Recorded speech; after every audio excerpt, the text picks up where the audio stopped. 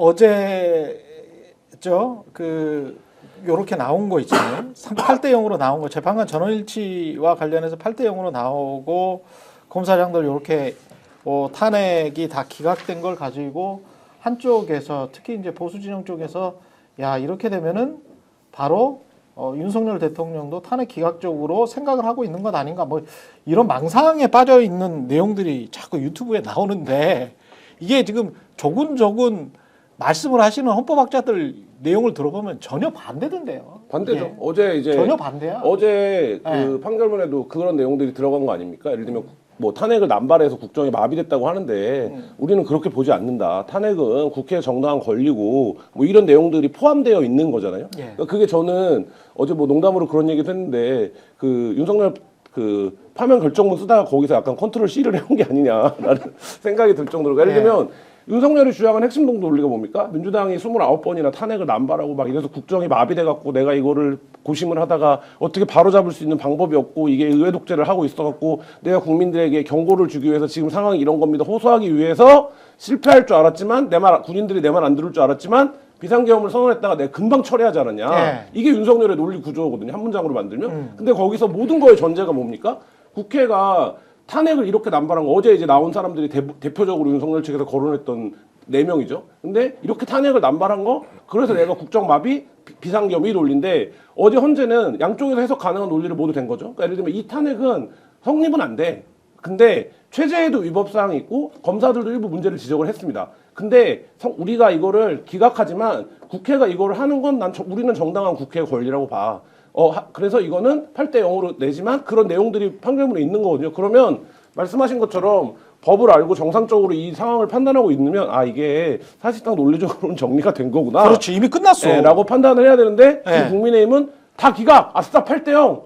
뭐 이렇게 지금 가고 있는 거거든요. 그리고 이제 뭐 요새 이제 국민의힘 류의 유튜브들이 많이 주장하는 5대3 기각론이 있잖아요. 그러니까 3명이 기각을 할 거고, 뭐 그러면 우리 다시 복귀할 거고, 뭐 이런 이제 그렇죠. 얘기들을 어저께부터 국민의힘 이제 말하자면 의원들이나 아까 말씀하신 60명 뭐 발의한 사람 82명 다 헌재에 낸 사람들이 막 얘기를 하고 다녀요. 이제 막 기각이 될 거다.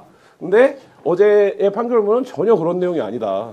근데 지금 말씀하신 것처럼 어떤 논리로 봐도 윤석열한테 유리한 내용이 아니에요. 지금 말씀하신 것처럼 헌법재판관들이 판단한 내용에 이 민주당의 탄핵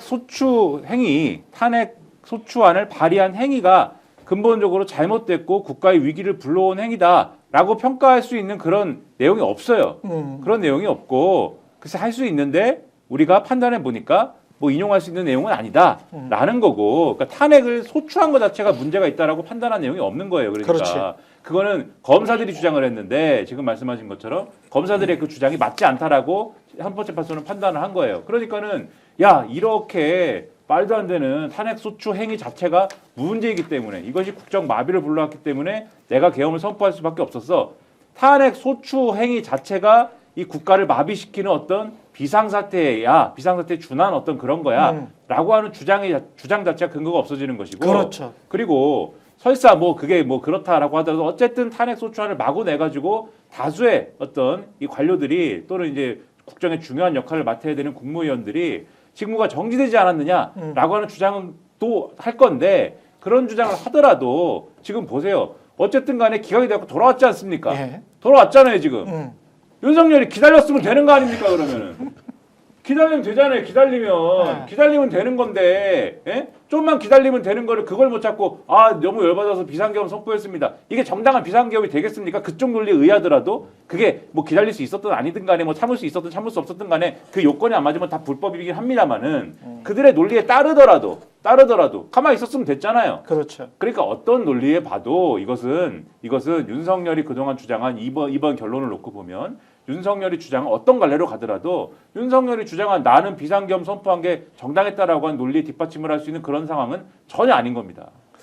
그리고 자꾸 이제 절차 이야기하면서 각하 이야기를 한단 말이죠. 그러니까 둘 다 지금 말이 안 되는 건데, 기각도 5대3으로 기각을 하려면 내용 자체가 위헌이나 위법성이 없다라는 사람들이 3명이나 나와야 된다는 건데 이거는 불가능할 것 같고. 근데 나경원 네. 의원이 주도로 했던 82명이 현재 낸 탄원서에 보면 아. 그 논리가 들어가 있어요. 그 어제 판결도 그렇게 부분 인용하는 건데 뭐냐면 다소간의 위법이 인정되더라도 아. 기각해달라는, 그러니까 그 신분을 파면할 정도에는 이르지 못한다는 결론을 내달라는 게 나경원, 김기현, 이른바 김다윤의 주장이에요. 그러니까 예를 들면 비상계엄에 문제가 있다는 거 오케이 알겠어. 근데 이 비상계엄을 한 이유가 있잖아. 이유가 있으니까 이게 좀 뭐 절차상으로 문제가 있고 법적으로 약간 하자가 있었어도 대통령직을 파면하면 안 되는 거야. 이게 지금 그렇죠. 김나윤의 논리거든요. 그래서 이제 일부 뭐 진보론이나 평론가들은 아니 판사까지 한 사람이 어떻게 그러니까. 저런 주장을 할 수 있냐고 하는데 그걸 뜯어보면 결국엔 그래 위법이 있으니까 어떻게 돼야 됩니까? 5명 정도는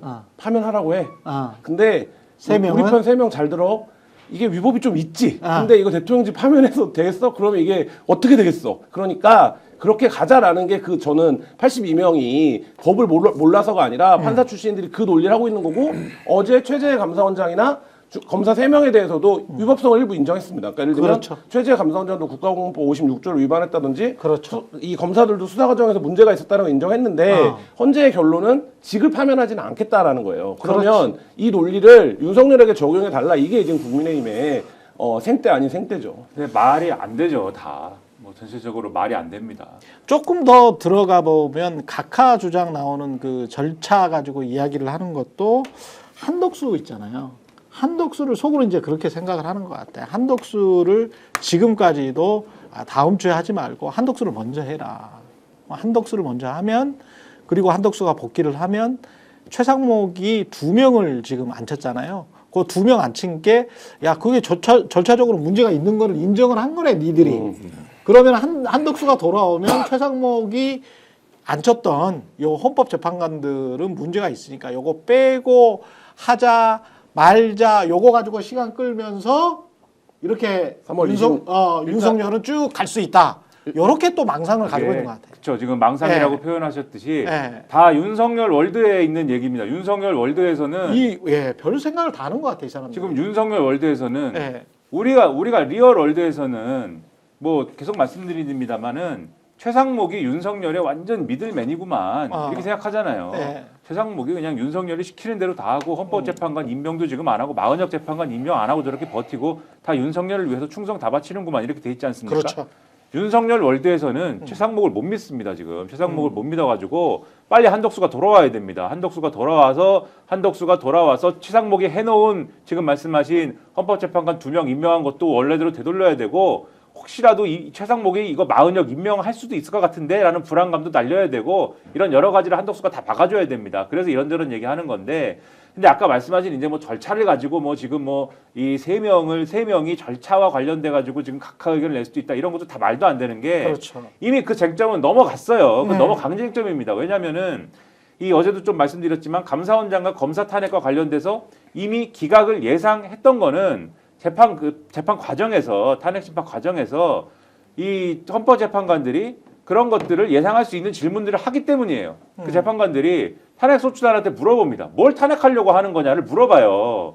그러니까는 탄핵을 하려고 하는 사실 자체가 상당히 이제 헐겁다라는 지적들을 합니다. 재판관들이. 예. 그러다 보니까 물론 결정문에는 이 헌법재판관들의 판단이 여러모로 담기게 되지만 그러한 헐겁다라는 이제 질문을 하게 되는 이 과정 자체가 이게 뭔가 이 기각이라든가 이런 것들을 염두에 두고 있으니까 이걸 물어보는 거구나 이런 걸 예상을 하게 되지 않습니까? 그러니까 질문을 하겠죠. 근데 이 윤석열 탄핵 심판과 관련돼 가지고 하는 과정에서 나온 질문들은 다 뭐냐면 이거는 지금 뭐 절차라든가 이런 부분에서 무슨 뭐 각하라든가 이런 걸 예상하게 되는 그런 질문들이 아니고 예. 이거는 인용을 할 수밖에 없는 과정으로 가는 질문이구나 이런 걸 예상하게 만드는 질문이고 지금 각하가 왜 돼야 되느냐에 대한 부분에서 절차적인 문제 가령 민주당이 뭐 내란죄를 뺐어요라든가 내란죄를 뺐기 때문에 국회에서 의결을 뭐 다시 했어야 됐어요라든가 이런 쟁점들은 이미 그 전에 다 넘어갔고 그 단계에서 이미 넘어갔고 변론 과정에서 헌법재판소가 5개 쟁점으로 다 추렸지 않습니까? 그렇죠. 5개 쟁점에 대해서 각각 어떻게 쟁점을 판단할 것이냐의 문제로 넘어간 것이고